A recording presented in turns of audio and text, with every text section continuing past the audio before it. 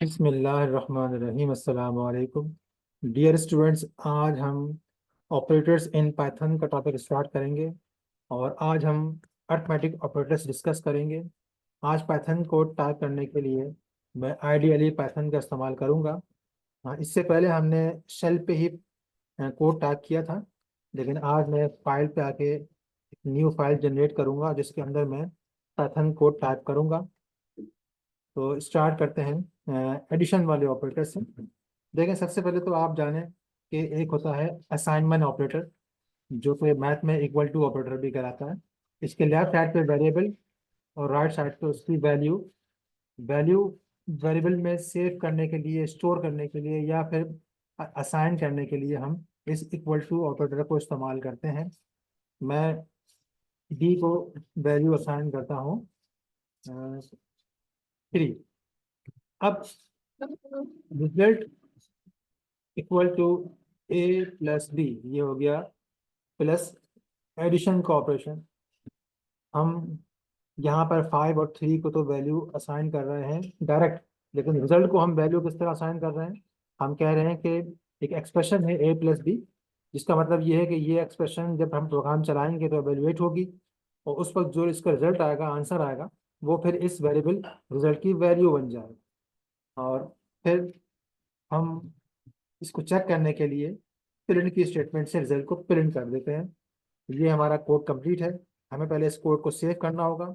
आप इसको एक सूटेबल लोकेशन पे सेव कर लें। मैंने प्रोग्राम से फोल्डर बनाया हुआ है जहाँ तमाम पाइथन प्रोग्राम होते हैं, वहाँ पे मैं इसको सेव कर लेता हूँ। तो इसका हम नाम रखते हैं टेस्ट अरिथमेटिक, और ये मैंने सेव कर लिया। अब आप देखें कि यहाँ पे इस फाइल का नाम है test arithmetic dot P Y. ये इस बात की इंडिकेशन है कि ये पाइथन सोर्स फाइल है। जो सोर्स कोड है वो इस फाइल के अंदर सेव हुआ है। अब इस प्रोग्राम को हम रन करने के लिए रन मेन्यू इस्तेमाल करेंगे और रन मॉड्यूल पे क्लिक करेंगे। आप देखें कि इस प्रोग्राम का आंसर आइडियली शेल्फ पे हमें दिखाई दे रहा है। इसका आंसर 8 आ गया है। तो ये तो सिंपल एडिशन वाला ऑपरेशन था जो कि हम मैथ में भी सीख चुके हैं। एक है सब्ट्रैक्शन का ऑपरेटर, इसको भी ज़रा देख लेते हैं। अगर हमने प्लस की जगह माइनस किया तो अब ये सब्ट्रैक्शन वाला काम करेगा। और मैं यहाँ पे चेंजिंग करने के लिए इन दोनों के सिंबल्स, इन दोनों के साइन जो है वो माइनस कर देता हूँ। माइनस के सिंबल लगाने के बाद अब ये -5 और -3 आपस में माइनस हो रहे हैं। ठीक है, तो इसको अब मैं पहले सेव करूँगा, फाइल में आके सेव का बटन दबाता हूँ। अब मैं रन पे आके इसको रन करूँगा। तो इसका आंसर आ गया है -2। ठीक, यानी -5 में से माइनस करते हैं -3, तो वो हो जाएगा -5 + 3, जिसका आंसर -2 बिल्कुल करेक्ट आंसर आया है। अब नेक्स्ट ऑपरेशन मल्टीप्लिकेशन का। और मल्टीप्लिकेशन के लिए हम मैथमेटिक्स में इस्तेमाल करते थे क्रॉस का सिंबल, लेकिन प्रोग्रामिंग लैंग्वेजेस में या पाइथन में हम स्टार इस्तेमाल करते हैं for the purpose of multiplication. तो ए क्रॉस बी या ए स्टार बी का मतलब है मल्टीप्लिकेशन। यहाँ मैं 3 को प्लस कर देता हूँ। अब -5 + 3 से मल्टीप्लाई होगा, तो इसका आंसर आ जाएगा -15।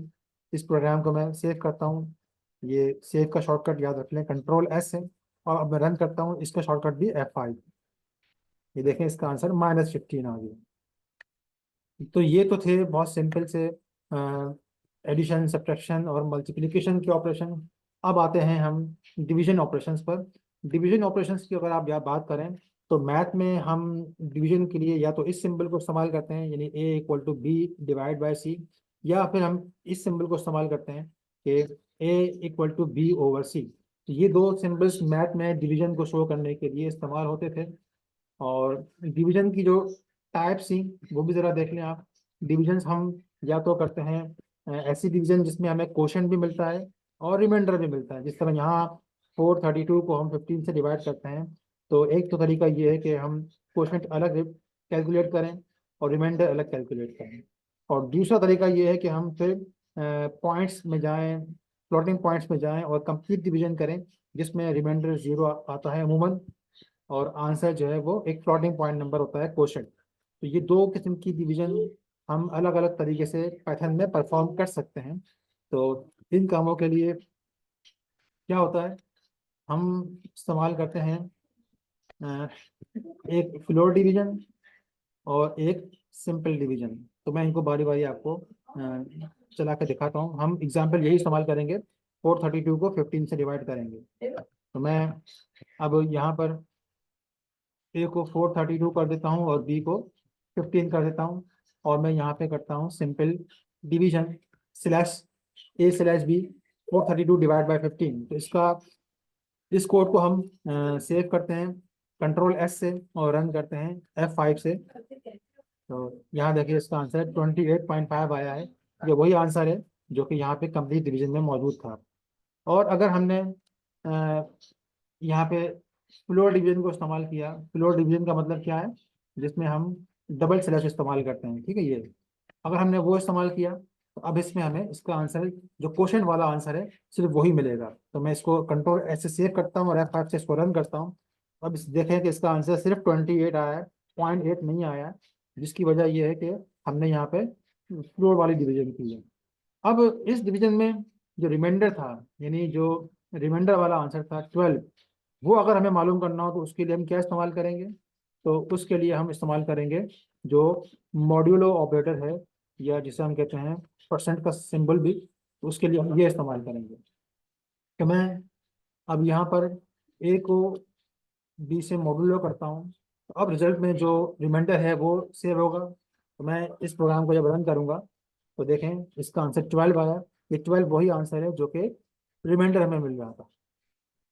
और आखिरी चीज़ जो है वो है एक्सपोनेंशिएशन, यानी हमने अगर किसी नंबर पे कोई पावर देनी हो तो एक्सपोनेंशिएशन के लिए हम इस्तेमाल करते हैं डबल स्टार। तो इसकी एग्जांपल भी हम डिस्कस कर लेते हैं। आपने कभी मैथ में देखा हो कि A = B⁴, तो इसी चीज़ को हम इस्तेमाल करते हैं B⁴ को। मैं यहाँ पे B की वैल्यू करता हूँ 2, और अब यहाँ पे मैं इस्तेमाल करता हूँ B⁴। तो B डबल स्टार और उसके बाद 4, ठीक है। तो ये हो जाएगी B⁴। तो 2 के पावर 4 का आंसर 16 आता है। तो इस प्रोग्राम को हम रन करते हैं, तो देखें इसका आंसर 16 आ गया है। तो ये थे तमाम अर्थमेटिक ऑपरेटर्स जो कि आपके सिलेबस में हैं। तो इन सबको आप लोगों ने प्रैक्टिस करना है, और प्रैक्टिस के दौरान कोई भी चीज़ समझ में ना आए तो आप लोगों ने मुझसे पूछना है। अल्लाह हाफिज़।